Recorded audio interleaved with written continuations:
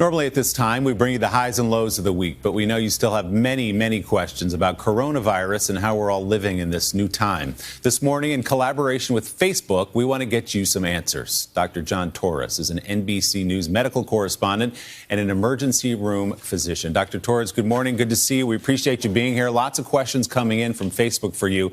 Let's start with Jill, who wants to know, can I get coronavirus if I order food and the person who prepares the food unknowingly has the virus? I think, Dr. Torres, this is a question a lot of people have because they're being told don't go into the restaurant, but why is it better to go get it as takeout? And good morning, Willie. You're right. A lot of people have this question because they're ordering food, and as they pick the food up, they start thinking, is there something I need to worry about? Now, we know coronavirus can last on cardboard for 24 hours, and so the concern is not so much the food preparation itself, because restaurants are doing a good job of making sure that nobody's sick is preparing it, but it's on the actual cardboard container. So a couple things you can do. If you're getting fruits or vegetables, you definitely want to wash them off like you do with anything else, just to make sure that any of those foodborne illnesses aren't present. The cardboard container itself, especially if you're concerned about it, one of the things you want to do is open up the container, use some utensils to pull out the food and put it on a plate, and then throw the container out, wash your hands, and then go ahead and eat the food.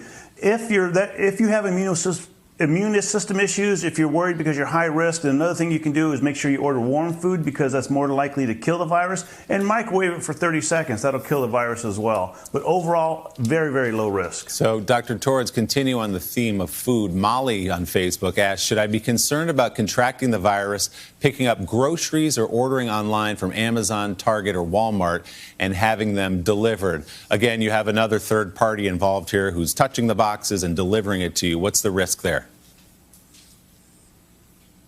You know, it's the same thing with the delivery, because the cardboard containers could theoretically have it. So, again, you want to be careful when you're handling those. Take everything out of the box and wash your hands. You know, the other concern is, could the delivery person be sick? Could they be having an issue? One thing you can do there is have them deliver just outside your door, leave it there.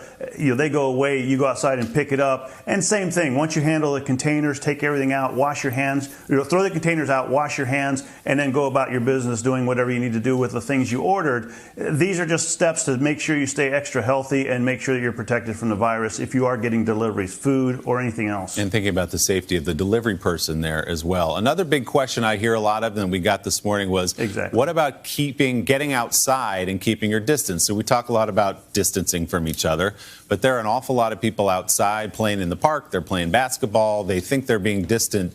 Are they doing a good enough job of it? And if I'm outside taking a walk or a run, for example, Dr. Torres, do I need to maintain that distance there too?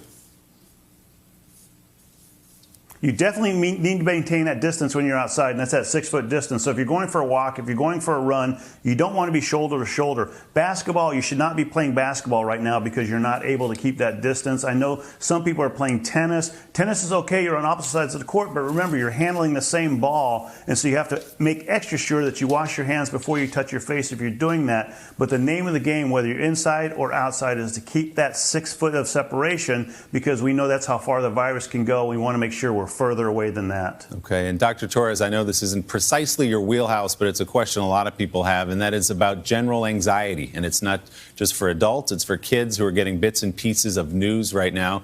Being socially distant, causing people anxiety. What would you say about that broad question in our culture right now?